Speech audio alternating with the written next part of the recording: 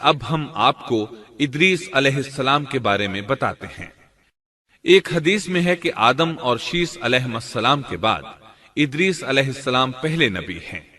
ایک دوسری حدیث میں ہے کہ ادریس علیہ السلام پہلے نبی ہیں جنہوں نے قلم کے ذریعے لکھا اور لوگوں کو کتابت سکھائی۔ حافظ ابن کثیر نے ان کا حلیہ کچھ یوں بیان کیا ہے: پورا قد و قامت، خوبصورت، خوب رو، گھنی داڑھی، عمدہ اوصاف کے مالک، چوڑے کندھے، مضبوط ہڈیاں، دبلے پتلے، سرمگی چمکدار آنکھیں، گفتگو باوقار، خاموشی پسند، سنجیدہ اور متین، چلتے ہوئے نظر نیچی، انتہائی فکر و خوض کے عادی، غصے کے وقت سخت غضبناک، باتیں کرنے میں شہادت کی انگلی سے بار بار اشارہ کرنے کے عادی۔ ادریس علیہ السلام شیس علیہ السلام کی شریعت پر عمل پیرا رہے، چونکہ ادریس علیہ السلام رسول بھی تھے، اس لیے اللہ کی طرف سے مستقل ان پر شریعت نازل ہوئی جس کی تشریح و تفسیر کر کے لوگوں کو احکام الہی سے آگاہ فرماتے۔ ادریس علیہ السلام نے جب دیکھا کہ مفسدین ایمان والوں پر ظلم و زیادتی کر رہے ہیں، ان کا فساد بڑھتا جا رہا ہے اور سمجھانے کے باوجود یہ لوگ باز نہیں آ رہے، تو انہوں نے اپنے پیروکاروں کو جہاد کا حکم دیا۔ ادریس علیہ السلام پہلے شخص ہیں جنہوں نے اللہ کے راستے میں جہاد کیا، غنیمتیں حاصل کی اور دشمنوں کو قیدی بنایا، لیکن غنیمتیں اور قیدی ان کے لیے حلال نہیں تھے۔ رسول اللہ صلی اللہ علیہ وسلم پہلے رسول ہیں جن کے لیے غنیمتیں حلال کی گئیں، لیکن یہ بات یقینی ہے کہ جہاد سب سے پہلے ادریس علیہ السلام نے کیا۔ انہوں نے جہاد کے لیے سب سے پہلے ایک لشکر تیار کیا، پھر اس لشکر کو 2 حصوں میں تقسیم کیا۔ ایک حصہ پیادوں پر مشتمل تھا، دوسرا سواروں پر۔ چنانچہ بھرپور تیاری کے بعد ادریس علیہ السلام نے قابیل کی قوم پر چڑھائی کر دی۔ حق و باطل کے درمیان زبردست مارکے ہوئے۔ آخرکار ادریس علیہ السلام نے انہیں گھٹنے ٹیکنے پر مجبور کر دیا، ان کا بہت سا مال و اسباب لوٹ لیا اور لوگوں کو قیدی بنا لیا۔ اللہ تعالیٰ نے ان تمام باتوں کا ذکر نہیں فرمایا، بلکہ اللہ نے ان کی سیرت کے بارے میں اپنی کتاب قرآن مجید میں اشارتاً ذکر فرمایا ہے۔ مثلا سورہ مریم آیات 56 اور 57 میں ارشاد ہوتا ہے: اور اس کتاب میں ادریس کا بھی ذکر کر، وہ بھی نیک کردار نبی تھے، ہم نے انہیں بلند مقام پر اٹھایا۔ ان کے بلند مرتبے کے بارے میں بخاری اور مسلم میں حدیث موجود ہے کہ نبی کریم صلی اللہ علیہ وسلم نے فرمایا: میں نے معراج کی رات 4تھے آسمان پر ادریس علیہ السلام سے ملاقات کی، وہ 4تھے آسمان پر بلند مقام پر فائز تھے۔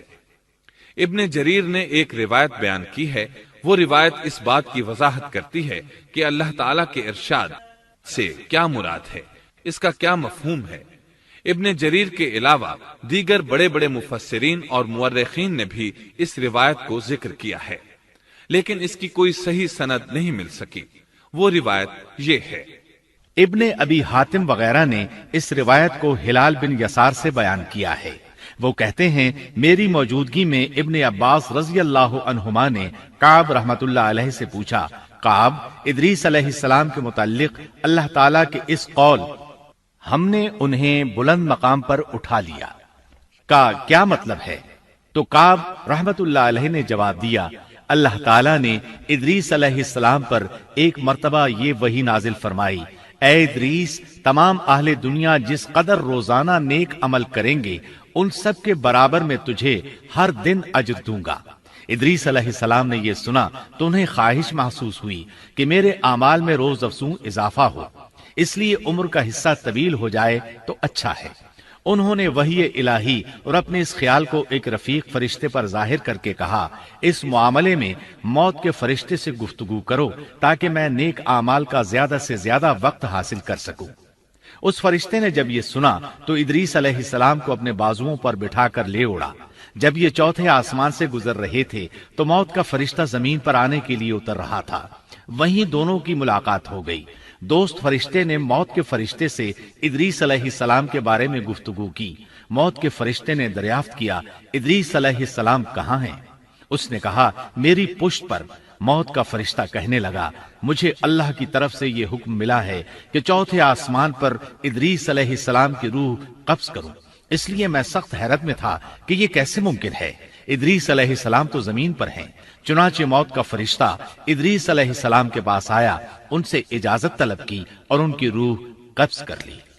انبیاء کو یہ امتیاز حاصل ہے کہ فرشتہ ان کی اجازت کے بغیر ان کی روح قبض نہیں کر سکتا، اور رسول اللہ صلی اللہ علیہ وسلم کو تو یہ اختیار دیا گیا کہ آپ دنیا میں مزید رہنا پسند کریں تو رہ سکتے ہیں، یا پھر رفیق اعلیٰ کی رفاقت کو پسند کر لیں۔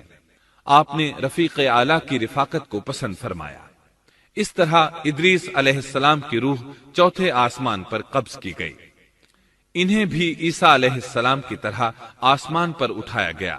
فرق یہ ہے کہ عیسیٰ علیہ السلام کی روح قبض نہیں کی گئی۔ یہ واقعہ نقل کر کے کعب رحمت اللہ علیہ فرماتے ہیں کہ اللہ تعالیٰ کے ارشاد کی تفسیر یہی ہے، لیکن درست بات یہ ہے کہ یہ اسرائیلی روایت ہے۔